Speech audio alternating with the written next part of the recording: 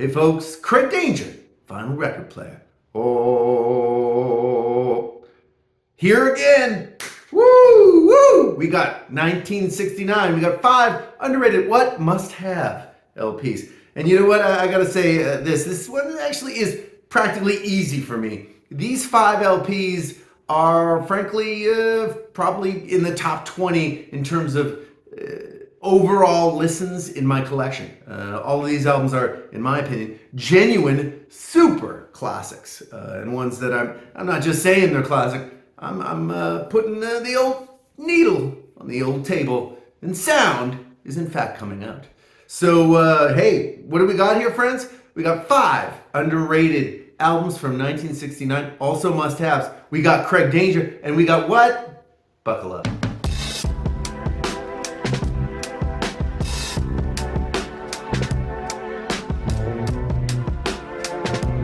And we're back. So, we'll just cut right into this. We know we're talking about underrated. We're talking about 1969. Could we be talking about, and then also, I believe this is kind of the original cover here. How about Fleetwood Mac's Then Play On from 1969?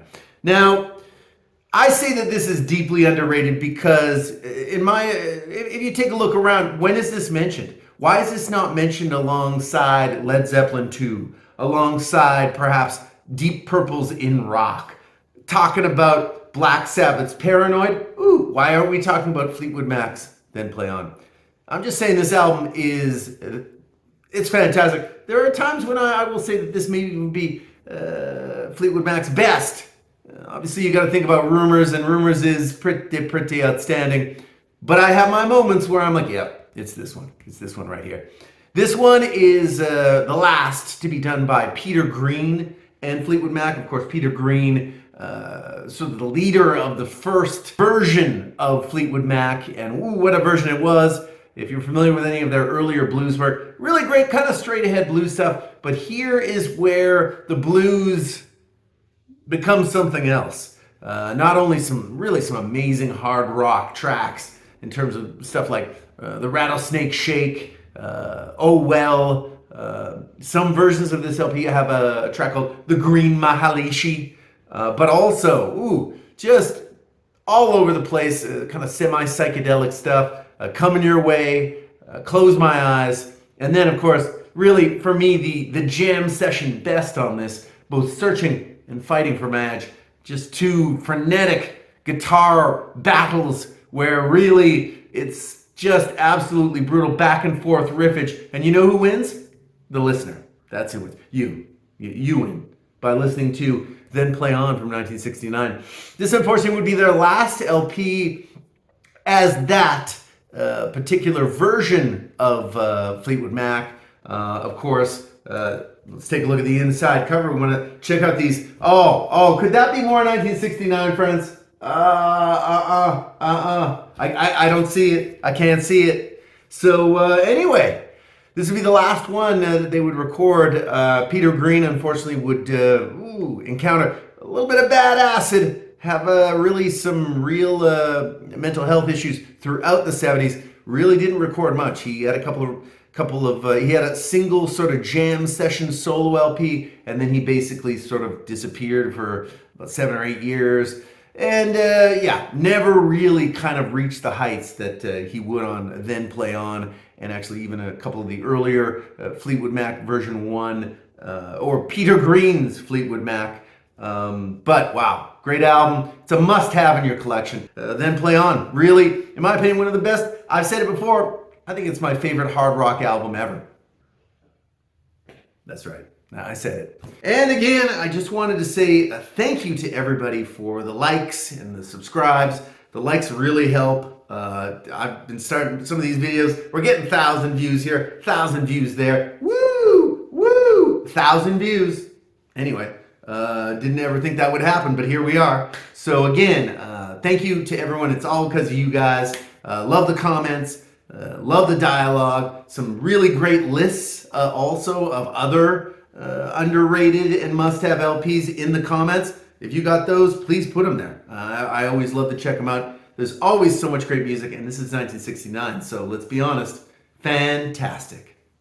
Let's talk about number 2. Oh, and if you've ever watched the Craig Danger channel, oh boy, have you ever seen this one? Yeah, you've seen this one about 18,000 times. I'm talking about Willie Hutch. I'm talking about Soul Portrait. I'm talking about his debut from 1969, produced by John Flores. Ooh, cover to cover. This is about 10, what is this, 10 tracks? 11 tracks? All bangers. There's no ballads on this. You're looking for some syrupy ballads, some lovely love, sort of smooth sessions. Not here with Willie. Funny thing about Willie, he likes it rough and ready. And wow, this whole album is just banger from the start, banger till the end, bangers in the middle. It's a banger sandwich, and the bread is bangers. That's all I'm saying. So anyway, this one recorded in '69. Willie Hutch, he had done a little bit of writing and producing for the Fifth Dimension, and he ran into John Flores, who actually had been producing the Friends of Distinction, who of course were sort of like a copy band of the Fifth Dimension, and runs across Willie Hutch. Willie's like, hey, I got some songs for you, John Flores. Comes in, he rehearses some of the songs, he sings some of the songs to John Flores. John Flores says, hey, whoa, Willie, you should record an album, man. We need to get you signed to RCA. Maybe not the best idea for Willie Hutch, unfortunately. RCA didn't promote his records at all. That's why this one is still kind of a lost gem. Nobody even knows about this. I've called this on many an occasion a top 3 soul LP of the 1960s. Coming in late in 1969, but wow. There's times when I've called this the best LP of 1960s soul ever released. Those are a little crazier times. Maybe the old Craig Danger's had a pop or two. But the fact is it doesn't take away from the quality of this. This is so underrated. Nobody even knows about this album. And wow, is it a must-have.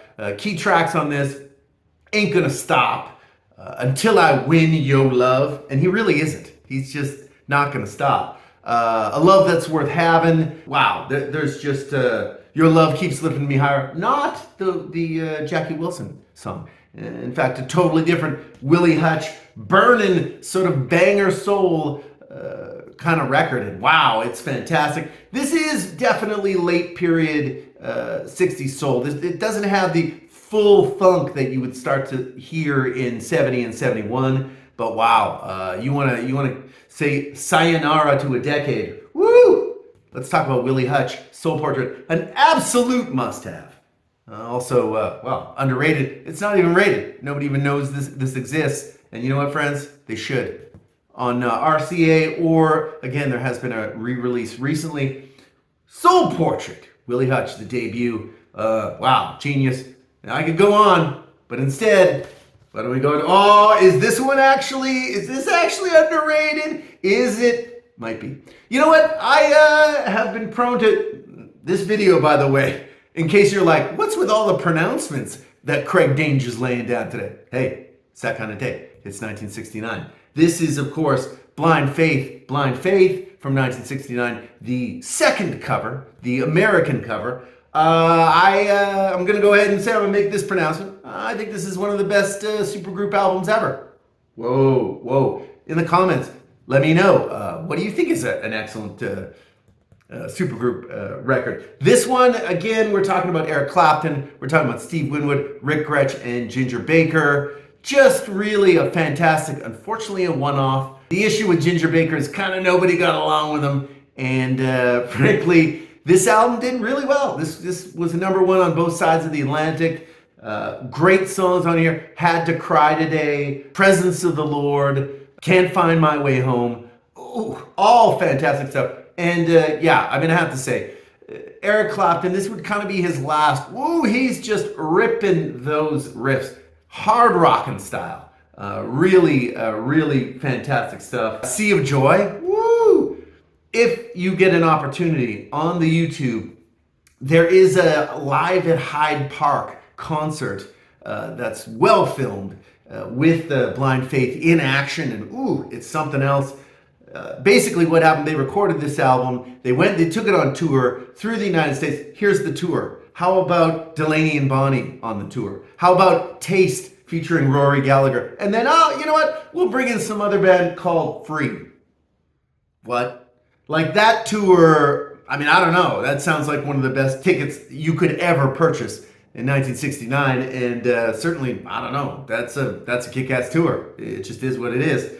They basically tour this album and then, start fighting, blah, blah, blah. And of course, Eric Clapton, he scoots off with old Delaney and Bonnie. They do some recording, some touring, and Steve Winwood goes back to Traffic. And Ginger Baker has an Air Force. And then, of course, Rick Gretsch. Well, Rick Gretsch plays bass somewhere. Rick Gretsch is kind of the least super of the supergroup players in this one. But yeah, this one's available all day and night for under 15, pretty much across the country. Lots of copies of this, and then the strange one with the 11-year-old girl flying an airplane with no top on. Hey, whatever you're into. But this one, still a super underrated record, and I think a must-have. I think this is a really Eric Clapton's really last super rockin' moment. Of course, Derek and the Dominoes. He was not done yet. Obviously, he had his self-titled solo album, which is really a Delaney album, let's be honest. And of course, he had Derek and the Dominoes, which is absolutely a fantastic album. Everyone should have that too. But we're talking about Blind Faith. Must have. Also underrated, 1969. Really, again, did you hear me say this might be the best supergroup record ever? Oh, talk to me in the comments, friends. Talk to me about how crazy Danger is. This one, if you watch the channel too, I've also talked about this one. I'm talking about Jon Stewart, California Bloodlines. Just gave this another listen today. Just a pickin', sort of country rockin' pile of rambling goodness is what this one is. All over, just really fantastic stuff. Jon Stewart, of course, from the Kingston Trio, also writer of what song? How about Daydream Believer? Really, a lot of his career, wrote a lot of great songs, but this album is just absolutely fantastic. Really phenomenal stuff. As a matter of fact, I was doing some reading, and this less underrated, also a great one from '69, Nashville Skyline by Bob Dylan. You know what? Same musicians, two albums, same musicians. Same studio as well, actually. They recorded it in... probably in Nashville, would be my guess. But you know what? This is a really nice record. What's this, friends? Is that a $3 price tag? Yes. I actually bought this whilst I was up in Seattle on a little bit of a record shopping trip / ran into the one and the only legendary Norman Maslow, as a matter of fact. But picked this one up for $3. Yeah, you can get this under 10 all day long, and you know what? It's really, really good. I actually have a second one, the follow-up to this one, and also really good. Really kind of country folk, country rock type of stuff. And like I say, if you're into picking, John, he knows the picking, and it's all over this LP. California Bloodlines, again, another must-have, but also, I think, deeply underrated LP from 1969. And let's finish this big dog off with, again, if you've seen the channel, you know that I love me some Roberta Flack, but you definitely should know that I love me some First Take from 1969. Now, this album, really produced by Joel Dorn, really a fantastic... Roberta is one of those interpreters of song that, in my opinion, is just beyond legendary. And certainly on this one, really good stuff. Eugene McDaniel's Compared to What, I think kind of was a single when the album was released. And then, of course, that second side of this LP, we're starting off with the Hey, That's No Way to Say Goodbye, the Leonard Cohen classic, in my opinion. Absolutely blown wide open by Roberta. And the light touch on the keys. Roberta on the key. Wow. You got to hear that one. Initially, I thought that maybe that might be Dawn Hathaway on the keys. I don't think so. I think that's just her, just ripping it up. Wow. Fantastic stuff. And then, of course, the hit, the monster hit, as a matter of fact, The First Time Ever I Saw Your Face. Now, that, not a hit at the time, in '69. This album, let's just say it sold kind of flippy-floppy, probably not very well in '69. But what happens? In 1971, Clint Eastwood releases the film Play Misty for Me. This song, of course, The First Time I Ever Saw Your Face, is on it. Really, at this point, many people have done that Ewan McCall song, but I mean, this one's kind of considered the ultimate version, and I gotta agree. It's incredible. Roberta's incredible. Of course, what would happen after that was that song would go to number one. This album, on the strength of that, would go to number one, and yeah, it's all history. This album, by the way, you can pick up in the bins all day. I got like 3 or 4 of these in practically mint condition for under $5.